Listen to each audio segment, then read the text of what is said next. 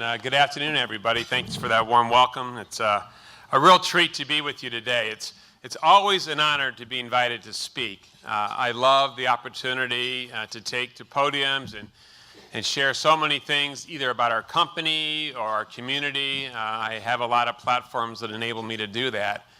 But today, this is really, really special. It's the first time I've been asked to speak to this group, and as you've heard, my roots are right here.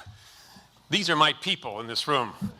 And but for a few wrong twists and turns along the way, I wished I was still on television shoots and in the room with clients and agencies, thinking through strategies and putting marketing plans together. I think it's the most fun part of business by far and away. And one of the earlier speakers was jesting at my choice of topics today and made the comment that I gave the exact same speech to a room full of auditors last week. I did speak to a room full of auditors last week. We had about 300 of them, Sherwin auditors, literally from around the world that were in the room. And I was telling them how important they were, but I was lying because really, this is where my heart lies, and it's just such a treat to be in a room with so many creative, wonderful people that have done so much good work for our company. Many of you in this room have been involved with us. Thank you, as well as other important Cleveland brands around the room. In 1978, I'm graduating from the Ohio State University. I've worked my way onto my seventh major. I started to go down there to be a doctor. That didn't work out. I tried business, hated that. Worked my way through poli-science, a whole host of other things. My mother and father are down in Columbus in April to take me out to dinner. And we're having one of those, very difficult parent-child conversations. I'm about ready to graduate.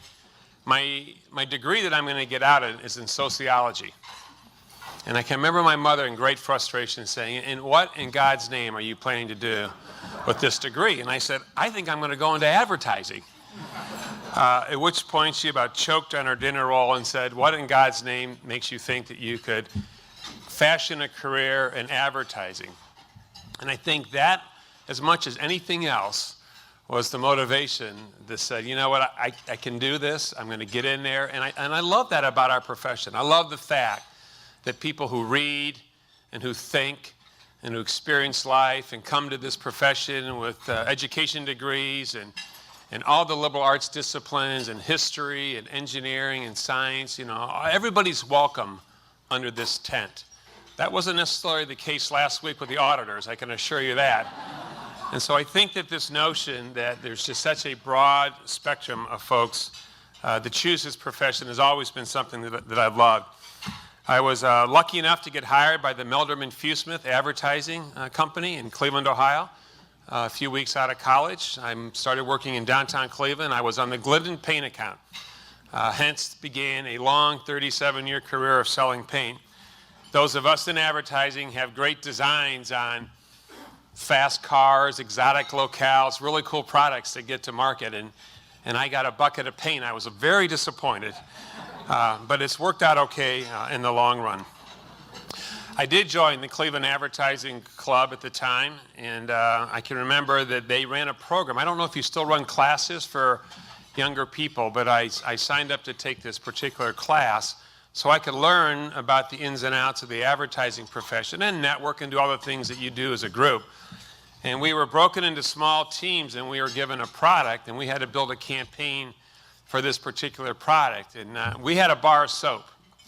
I'll never forget our particular product. In our advertising campaign that we developed, we had to have a creative person, we had to have a media person, we had to have a traffic person, all the things that you have to do to get this stuff to come to life. And we put this wonderful program together. We had to go in and present it to the senior leadership of the organization, Tony and all those other guys that have been up here in front of you today.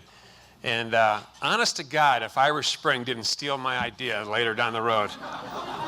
I don't know, there's a lot of different ways to market soap, but we had this person taking a bath out in a snowbank and rubbing this soap all over and feeling great. And they loved it. We won first place for this campaign. And I've always just had this fond recollection of my early days in advertising and with this group.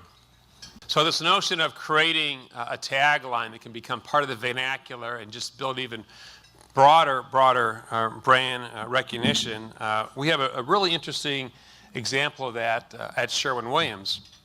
And this is a brand of ours that is unknown to you. We don't sell it in the United States. But a team that has the same notion that great advertising still matters. And in their particular case, this is a small business that we call Ronseal. It is a product that is sold only in the UK. We acquired this business in the 1997s. And this is the sister product to US products that we do sell, and you may be familiar with, called Minwax Stains, a small package yellow can that you use to refinish wood furniture, as well as waterproofing material that we sell in the United States under the Thompson's Water Seal brand. And so we acquired these businesses in the UK, and because it's not a big brand, and they didn't have a lot of advertising dollars to spend, they stayed really disciplined on a tagline. And they've run this tagline now for the better part of 20 to 30 years. It's delivered in a traditional, dry, kind of British wit. I think you'll enjoy these 4 quick commercials. And we'll talk a little bit about how we've embedded this particular tagline into the vernacular in the UK. This is a door. This is Ronseal quick drying varnish. Brush it on and you'll have a door covered in Ronseal quick drying varnish. It's touch dry in about 20 minutes. So in about 20 minutes you can touch it and it will be dry. Of course you end up with a beautiful result, or there'd be no point doing the job in the first place. It does exactly what it says on the tin.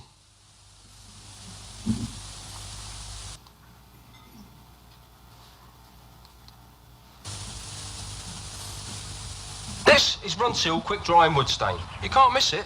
It comes in a tin with Ronseal quick drying wood stain on it. It protects and it's rainproof in about 30 minutes, which means in about 30 minutes your wood's rainproof and protected. So if you've got wood to stain and you want it to dry quickly, use Ronseal quick drying wood stain.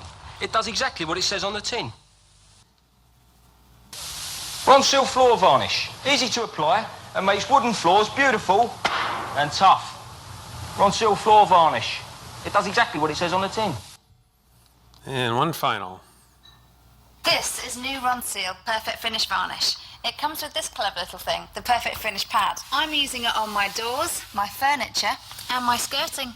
The pad is so simple to use and gives your wood a smooth, brush mark-free finish that's, well, perfect. Ronseal Perfect Finish Varnish. It does exactly what it says on the tin. So this tagline does exactly what it says on the tin, which is the British word for a can, as we'd call it in the United States, has become ubiquitous in the UK.